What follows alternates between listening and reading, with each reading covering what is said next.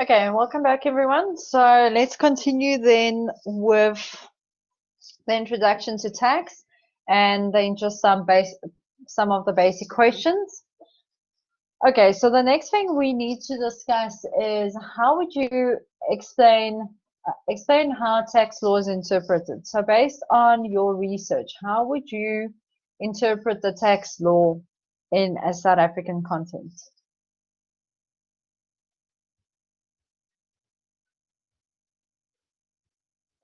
Okay, so Istian says generally interpreted following the same grammatical and ordinary meaning of the words of law. Okay, that's correct. I also saw that definition.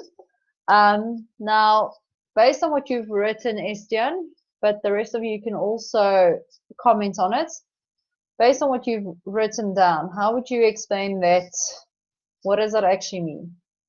If they say the same grammatical and ordinary meaning.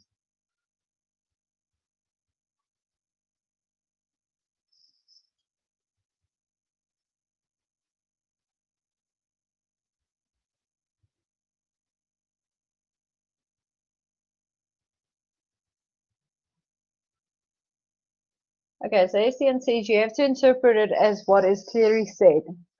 Okay, so what they say is when it's grammatic and ordinary meaning, you take it at its word. So exactly what is written down there, that is how you apply it. Okay, so that is generally our Income Tax Act or Tax Administration Act. You follow it word for word. That is what it means. But what has happened now in practice is because of the fact that sometimes the way it is written, it can be a bit ambiguous or people can interpret it in different ways.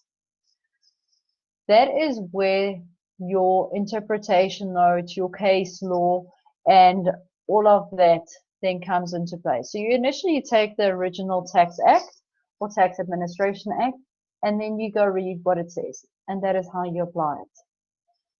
If it is unclear or there's something that could be read in different ways, then generally SARS would have issued an interpretation note to say, okay, based on this portion of the act, this is how you should interpret what is written down, and this is how you need to apply it.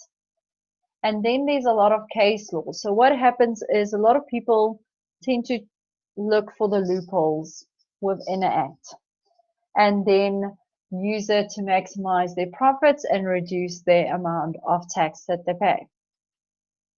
So then we have to also go look at the case law. So that is where SARS actually challenged a taxpayer on the application of a specific tax principle. And then you have to go look at, based on that court case, what has happened? How have they actually decided to apply that? And then generally what they would do, they would also issue the interpretation notes that links to it, so that if you're not aware of all the court cases, then the interpretation notes would generally tell you what the end of the story is. Now, we have two types of legislation. You've got your primary legislation, which is your acts, and then you've got your secondary legislation, which is your interpretation notes, your case law, and your public notices, your government gazette. So all the additional stuff that they issue, which should be read with the original act to then apply the tax laws. Okay, we've discussed the two bases of what a resident and a non-resident is. So you can tell me what is the main difference between a resident and a non-resident when we tax them. Just gonna see if you listened in the first session. So if we look at a resident versus a non-resident, what is the main difference between the two?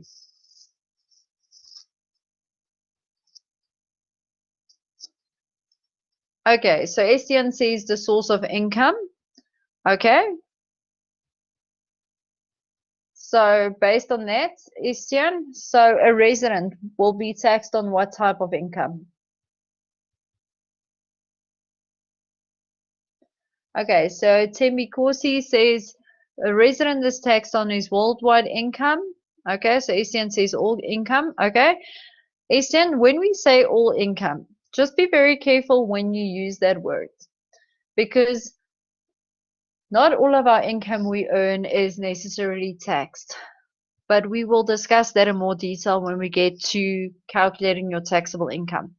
It is all your income excluding any of a capital nature. Okay, so it's all your taxable income, because there are specific income that you earn where you can claim deductions, you get exemptions.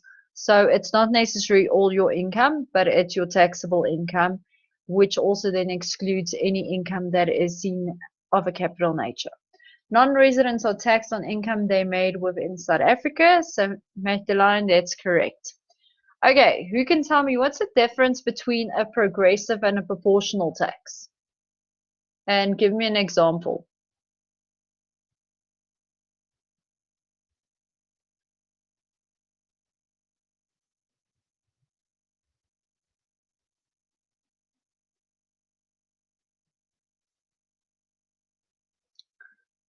Okay, so Estienne says progressive taxes increases simultaneously with your income. So it's, for example, direct income tax. Okay. So just to re-explain what Estienne said, progressive tax is as your income increases, the amount of tax you will pay will increase at the same time. Okay, so that's what progressive means, is it will increase or decrease in the same manner. Okay, Alzon says proportional tax is taxes levied at a fixed rate, for example, a company tax of 28%. That's correct. So proportional tax, we also call it a flat rate, is where it's a fixed tax, so the same percentage is applied irrespective of the amount of income. Now, on our learning outcomes, they also talked about a regressive tax. Who can tell me what a regressive tax is? What do you think it is?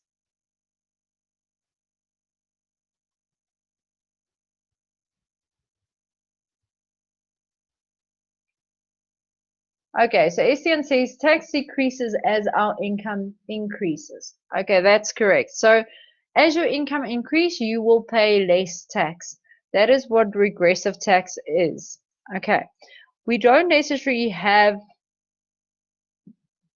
from the research I could find, I couldn't see specifically a South African tax system that applies to that. We apply more your progressive and proportional taxes, but I see in America they have a regressive tax where the more income you earn, the less tax you pay, to try and promote certain businesses to increase their income at the end of the day.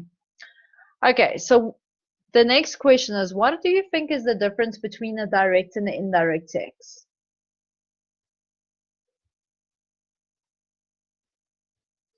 Okay, so Miller says direct tax is levied on income or profits. Indirect tax is levied on goods and services. Okay, that's correct.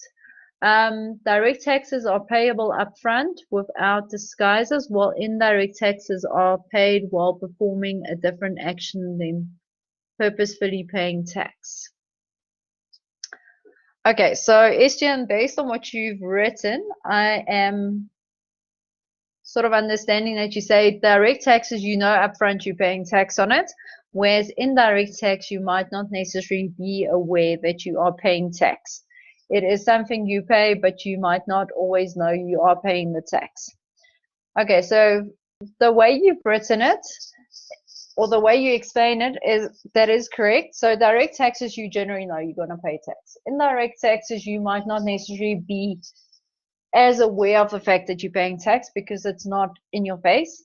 It is sort of included within the price you pay. So if you don't know that there's a tax levied on it, you would not know the difference between I'm paying a tax or not a tax.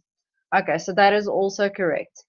Okay, so direct taxes are generally, like Miller said, it is on income or profit, so it's on something specific. Whereas your indirect taxes is generally based on consumption. So it's based on how many goods or services are used. And that is generally the difference between the two. Okay, and then 10 different types of taxes. We have a lot of taxes in South Africa. So I'm just going to show you a slide with all of those taxes. So let's quickly move on to that. Okay, for direct and indirect taxes, just a few examples that I wanted to give. So direct taxes would be your income tax, which is, for example, your personal income tax for individuals or your company income tax. It can be property tax, it can be capital gains tax. Whereas your indirect taxes would generally be your VAT, your customs, your excise duties, which is based on goods and services rather than on income and profits. Now, this is a list of all the taxes that you will find within South Africa. That is based on SARS's own website. Now, the main ones we are going to discuss in the semester is your capital gains tax. We're going to look at your corporate income tax, dividend tax, donations tax, estate duty we generally cover, and then we talk about pay as you earn, personal income tax, we talk about provisional tax.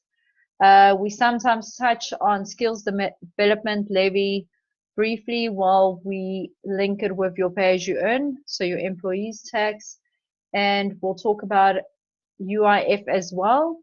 And then we look at turnover tax as well, and then value added tax. And then the other ones, just be aware of the fact that they are there, but those are not the main ones we'll be focusing on. So the ones we focus on in this module is more the ones where the main sources of income are for SARS at the end of the day. Okay, before we move on to learning unit 2, is there any questions you guys have specifically on just the background of tax and what it's about and why we do it?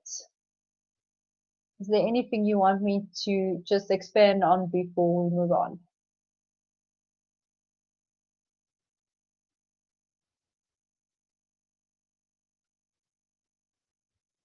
If you're happy, just put a thumbs up or smiley face in the chat function. If you've got a question, you can just put your question in there for me.